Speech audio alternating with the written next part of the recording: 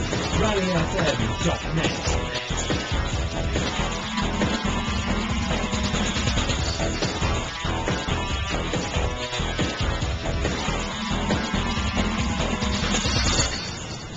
RallyFM.net, podcasting to you from our studio in Barbados, where we're going to bring you all the latest news, comment and action from Rally Barbados 09 and of course the Shell V-Power King of the Hill. I've got with me today RB1b Bradford. Robin, what exactly do you do on this event? Yeah. Is this a short interview or a long one? Just as long as you like. We have a core executive committee of which I'm one of the 6 members, but also along with my oppo here, Neil Barnard, we look after the sort of PR and marketing and that sort of side of the event, seeking the sponsorship for it. But I also will be heard over the 2 weekends, as I'm also the event's principal commentator. So getting away from the man who's known on this island as Santa isn't easy to do. I see. Now, the Barbados Rally Club's got a long history.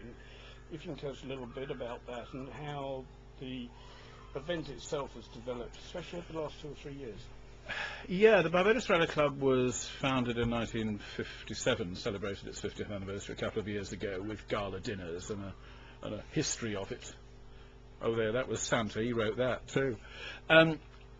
Founded originally in the route, which a lot of people in rallying would obviously think of navigational events, not special stage events. Navigational rallying was where the club grew from. And indeed, the first event that it ran in 1957, before it was a club, if you see what I mean, event became club, was the June Rally.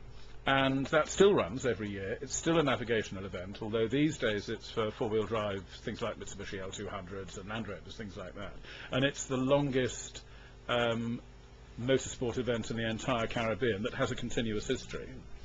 But special stage rallying started to develop in the late 70s and early 80s. And what is now Sol Rally Barbados started 20 years ago as a small one-day event for, I don't know, about 30 or so local competitors. And over the years, it's grown into what's now become the biggest annual international motorsport event in the Caribbean. In 10 days' time or so, we'll be starting as close as we've been for a while to our maximum cap of 90 crews, of whom about a quarter or so are from either around the region or from the UK or indeed mainland Europe.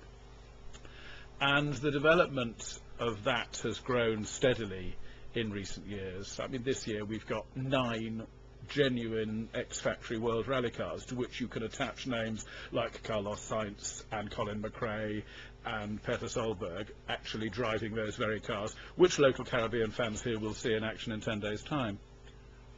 I've been over here, well, this is my 3rd visit in 4 years now. What I notice is we keep getting a regular core of people who come to the island once, they've fallen in love with the island, they love the people, they love the event, but we keep getting new people as well. Yeah, the core is about, it's about 10 or 12 now. We have people like Martin Stockdale from England. I mean, Martin, this will be his 9th visit to Barbados competing. People like Kevin Proctor, he's another one of the regulars, Kenny Hall from Scotland, Andrew Costin Hurley. They come back each time. Quite a few of them also come back for family holidays as well. Steve Perez, who's another one of our regulars, he was here having a family holiday in January. It's partly the people.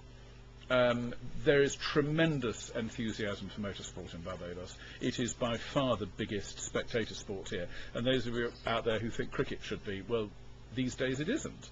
They're very knowledgeable. They want to know what's going on under the bonnet. They know what's going on under the bonnet. And the mix between competitors regionally, internationally, locally and the fans is one which has developed very, we've now got people, they're very close friends. We have Martin Stockdale, who I mentioned, Jonathan Still, who's our big BMW competitor here. They have become firm friends, and although they are in competition with one another come rally weekend, there's never a weekend goes by if one or other of them is doing an event that they don't immediately pick up the phone afterwards, ring 4,000 miles away and say, hey, I won today.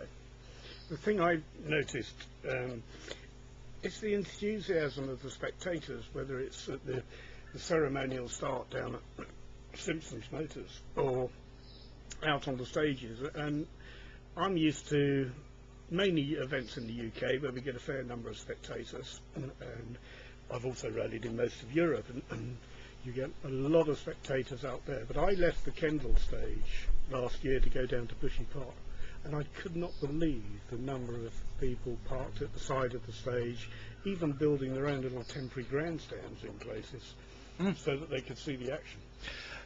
We reckon these things are not very scientific because, of course, unlike circuit racing, people go rallying for free. We're a closed road rally.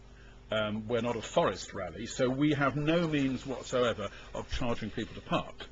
And so we can't do numbers as scientifically as a race meeting at Bushy Park can. But in the region of 20,000 people, which represents round about 8.5–9% of the population of the island, will be out watching Sol Rally Barbados this year.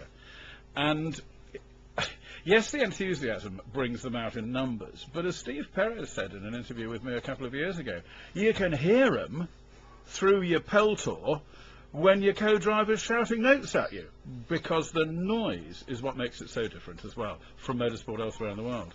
Yeah, I mean, I can remember last year at the King of the Hill, just the enthusiasm of 7,000 or 8,000 people sat on the side of the hill with the barbecues going, the coolers there. It was absolutely incredible. Now, moving on slightly, I've noticed, just in the short time I've been involved with the event coming over here, that the club has this policy of continual improvement. This year there's been some slight changes to the route to make things more interesting for spectators, better for the competitors, and better for residents along the route. Yes, working backwards through that sentence, the residents along the route is an extremely important thing. I said a moment ago that about 8.5 to 9% of the population come out to watch motorsport. However, the converse of that is that 91.5% of them don't. And the great efforts are made by the Barbados Rally Club to avoid disruption to local residents. This rally, those of you who have either seen the DVDs made of it in the past, perhaps caught David Winstanley's very good film of last year's on Motors TV across Europe, will have seen that we're actually going through stages. We're going past people's houses, we're going through villages, and so people can be inconvenienced. Road closure orders are published well in advance. People know when they may or may not be able to get to their house easily. We break between each run of a stage anyway, and this year the route has been made significantly more compact. We've chopped a couple of ends of stages which were quite a major problem, either for perhaps a local church or for a bus route or something like that. Buses are allowed through stages. We have to stop stages to let the Transport Board buses through, which causes a certain amount of mirth when European journalists come here for the first time. But the continual improvement thing, which was where you started, yes. If you look at the World Rally Championship, the World Rally Championship has got in it events that have now looked exactly the same year on year on year on year. That's something that we try to avoid here, but in an island of only 166 square miles, our options are fairly limited. What has happened this year is a juggling of the order in which stages happen.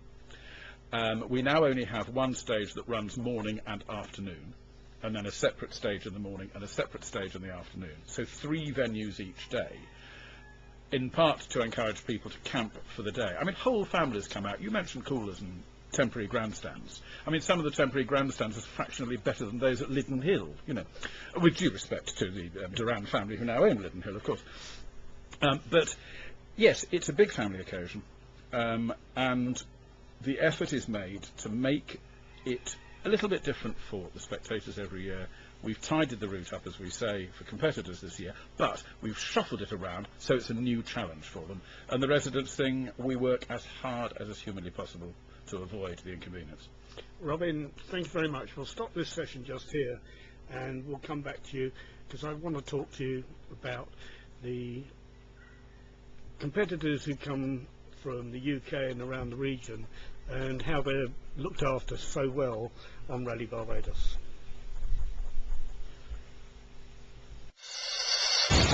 rallyfm.net.